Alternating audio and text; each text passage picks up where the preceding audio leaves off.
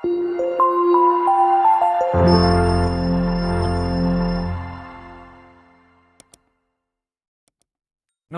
મિત્રો, સ્વાગત છે તમારું તમારી પોતાની ચેનલ એજ્યુગુરુમાં। વિદ્યાર્થી મિત્રો, આજે આપણે ધોરણ 10 વિષય ઇંગ્લિશ એની આવતીકાલે લેવાનાર બોર્ડ પરીક્ષા માટેના ખૂબ જ અગત્યનું પેપર સોલ્યુશન જોઈએ। તો મિત્રો શરૂ કરીએ આપણે સેક્શન એ થી। એમાં read the extracts and answer the questions, એટલે કે અહીંયા આપણને જે પેરેગ્રાફ આપેલું છે એ પેરેગ્રાફનું વાંચન કરીને આપણે નીચેના પ્રશ્નોના જવાબ આપવાના છે। તો મિત્રો શરૂ કરીએ આપણે। પ્રશ્ન number 1, what is the problem of most of the villages of Uttar Pradesh? તો વિદ્યાર્થી મિત્રો આનો જવાબ આવે, the problem of most of the villages of Uttar Pradesh is that over 60% of households are without power. ત્યારબાદ question number 2, how has MGP solved the problem of Sitapur? તો આનો જવાબ છે MGP has solved the problem of Sitapur by connecting more than 3,500 customers to solar power mini grids at a village level। ત્યારબાદ આપણે બીજો એક paragraph જોઈએ। આ પેરેગ્રાફ ઉપરથી આપણે બે પ્રશ્નોના જવાબ આપવાના છે। એમાં પ્રશ્ન નંબર 3 જોઈએ, how humility helped Arun in his career? તો આનો જવાબ આવે, humility helped Arun to not become snobbish or arrogant in his career। ત્યારબાદ પ્રશ્ન 4, who helped Arun in building his career? તો આનો જવાબ આવે, Arun's parents and teachers helped Arun in building his career। ત્યારબાદ આપણે નેક્સ્ટ પેરેગ્રાફ જોઈએ। તો વિદ્યાર્થી મિત્રો આ પેરેગ્રાફનું વાંચન કરીને આપણે પ્રશ્ન નંબર 5 અને 6 નો જવાબ આપવાનો છે। એમાં પ્રશ્ન નંબર 5 જોઈએ, how would Miss Sullivan answer Helen's questions?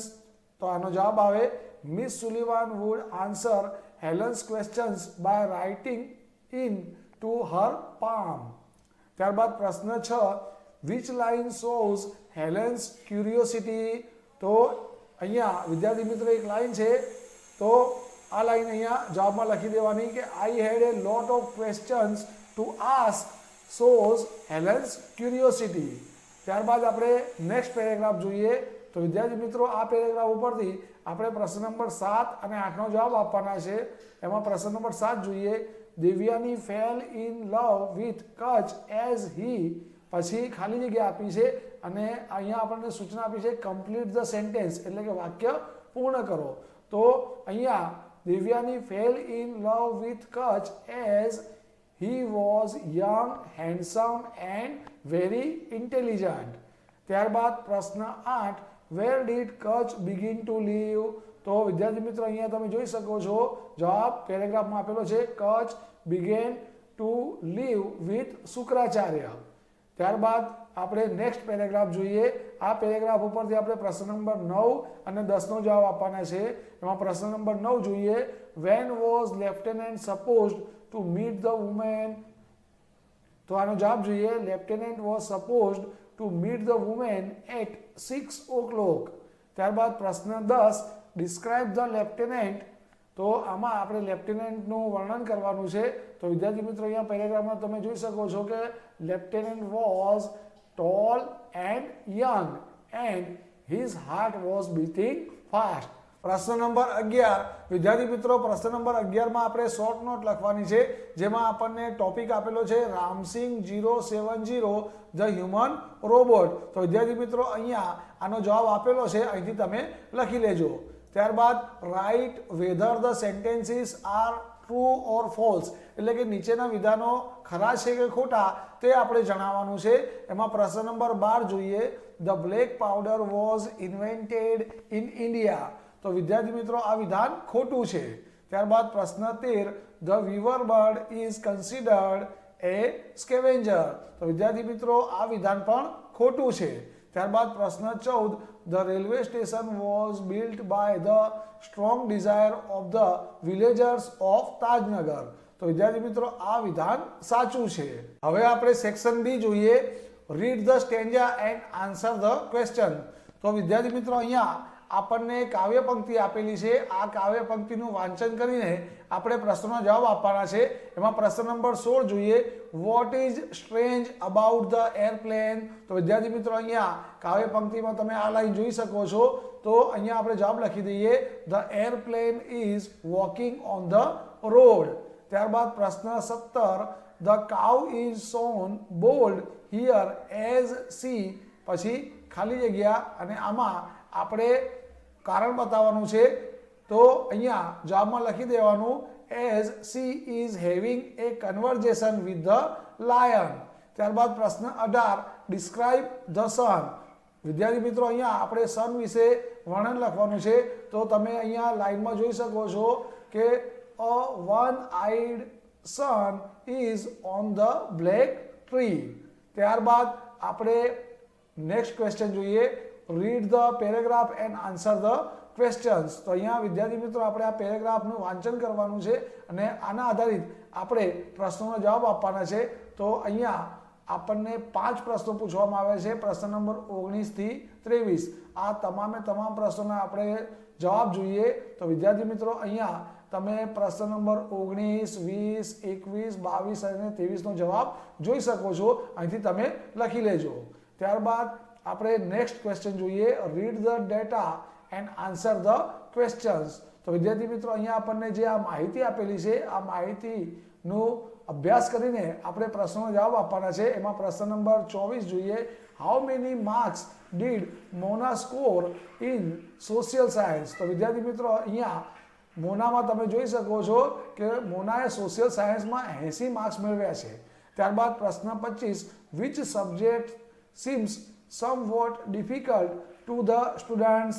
તો આનો જવાબ આવે ઇંગ્લિશ, કેમ કે તમામ વિદ્યાર્થીઓના ઇંગ્લિશમાં માર્ક ઓછા છે. ત્યારબાદ પ્રશ્ન 26, the lowest marks in Gujarati is scored by blank.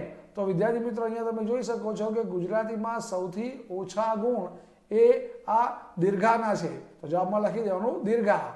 ત્યારબાદ પ્રશ્ન 27, who is the cleverest among the students. તો વિદ્યાર્થી મિત્રો અહીંયા આજે 4 વિદ્યાર્થીઓના માર્ક્સ આપેલા છે, એમાં સૌથી વધુ માર્ક્સ આ રુશિલના છે. એટલે રુશિલ એ સૌથી ક્લેવર સ્ટુડન્ટ કહેવાય. એટલે તમારા જવાબમાં લખી દેવાનો રુશિલ. ત્યારબાદ પ્રશ્ન 28, how many subjects are indicated in the bar graph. તો આમાં જવાબ આવે 3, કેમ કે અહીંયા ગ્રાફમાં આપણે 3 વિષયો દર્શાવેલા છે.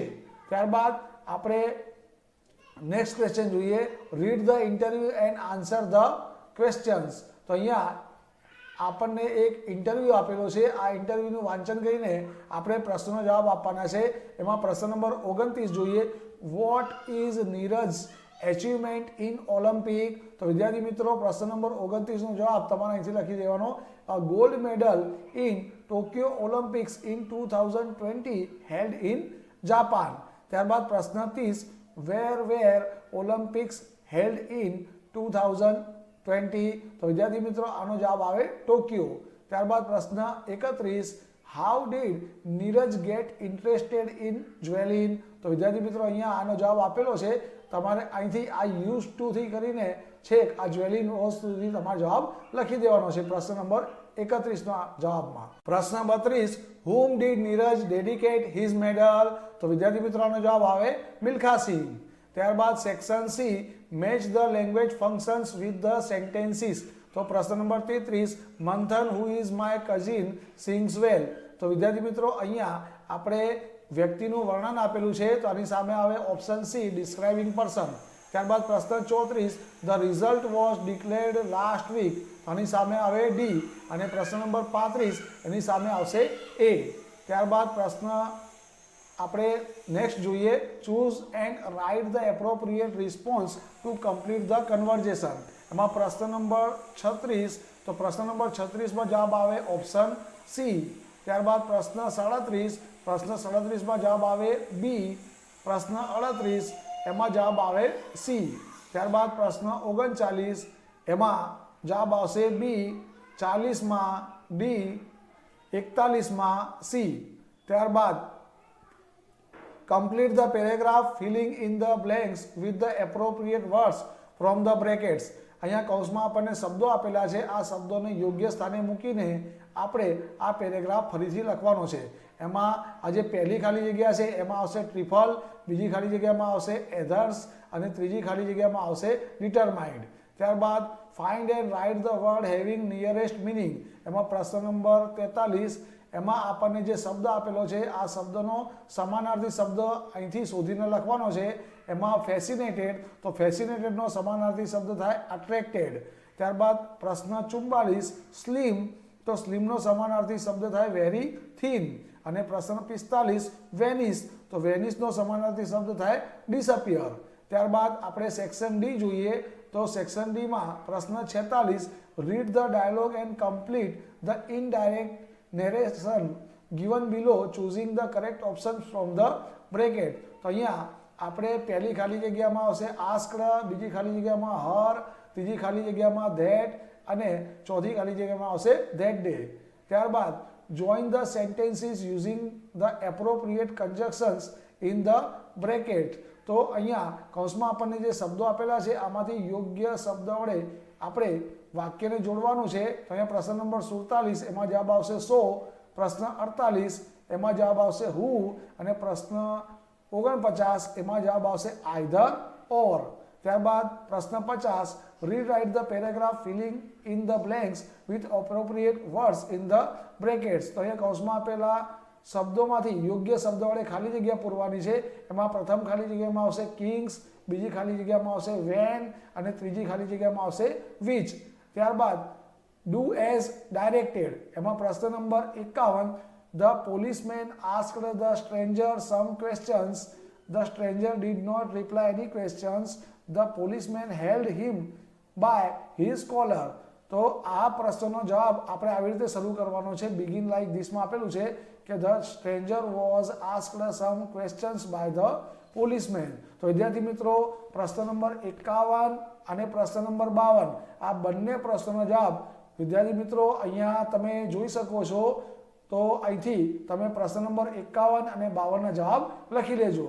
ત્યારબાદ આપણે આગળ વધીએ તો select the questions to get the underline words as there answers. તો પ્રશ્ન number 53 Rehan can speak any language fluently. તો અહીંયા ફ્લુઅન્ટલી જે અંડરલાઇન છે તો આનો સાચો જવાબ આવશે option B how can Rahman speak any language. ત્યારબાદ પ્રશ્ન 54 Vivek has recently joined the gym for building his body. તો આનો સાચો જવાબ આવશે option D why has Vivek joined the gym. ત્યારબાદ આપણે નેક્સ્ટ ક્વેશ્ચન જોઈએ તો પ્રશ્ન number 55 the cook added a little red chilli powder in the sauce. તો અહીંયા આનો સાચો જવાબ છે option B how much red chilli powder did the cook add in the sauce. ત્યારબાદ આપણે સેક્શન ઈ જોઈએ તો સેક્શન ઈમાં પ્રશ્ન 56 એમાં અહીંયા આપણને 3 ટોપિક આપેલા છે. આ 3 ટોપિકમાંથી કોઈ પણ એક ટોપિક ઉપર આશરે 125 શબ્દોમાં તમારે નિબંધ લખવાનો છે. એમાં 3 ટોપિકમાં એક તો માય ઇંગ્લિશ ટીચર આપેલું છે, બીજો the best village of Gujarat આપેલું છે અને ત્રીજું a visit to A bird sanctuary આપેલું છે. તો આ 3માંથી કોઈ પણ એકમાં તમારે સિલેક્ટ કરીને આશરે 125 શબ્દોમાં તમારે પેરેગ્રાફ લખી દેવાનો છે. તો વિદ્યાર્થી મિત્રો અહીંયા એક નિબંધ અહીંયા એનું સોલ્યુશન આપેલું છે, અહીંથી તમે લખી લેજો. ત્યારબાદ પ્રશ્ન 57 write any one of the following. તો અહીંયા આપણને પ્રશ્ન આપેલો છે Ketki Chauhan writes an email to her friend. તો વિદ્યાર્થી મિત્રો અહીંયા આપણે ઈમેલ લખવાનો છે અને ઈમેલના 5 માર્ક્સ છે અને આના ઓપ્શનમાં આપણને રિપોર્ટ રાઇટિંગ પૂછી છે. તો કાં તો ઈમેલ કાં તો રિપોર્ટ રાઇટિંગ આ બેમાંથી તમે કોઈ પણ એકનો જવાબ આમાં લખી શકો છો. ત્યારબાદ પ્રશ્ન 58 describe the picture in about 10 sentences. એમાં આના 5 માર્ક્સ છે. તો વિદ્યાર્થી મિત્રો અહીંયા આ જે પિક્ચર છે એ રેલવે સ્ટેશનનું છે. તો સૌથી પહેલાં તમારે લખી દેવાનું this is A picture of A railway station. પછી આના વિશે ચિત્રમાં જોઈને તમારે વાક્યો બનાવવાના છે કે there are many passengers in the railway station. ત્યારબાદ there is a clock on the railway station. ત્યારબાદ there is a coolie in the railway station, the train is on the platform. ત્યારબાદ there is a vendor એટલે કે વસ્તુ વેચનારો, there is a vendor on the railway station. પછી એક વાક્ય લખી દે, the place is very crowded. આમ કહીને તમારે આ ચિત્રનું વર્ણન કરતા આશરે 10 વાક્યો લખી દેવાના. તો વિદ્યાર્થી મિત્રો અહીંયા આપણું અંગ્રેજીનું પેપર સોલ્યુશન પૂરું થાય છે.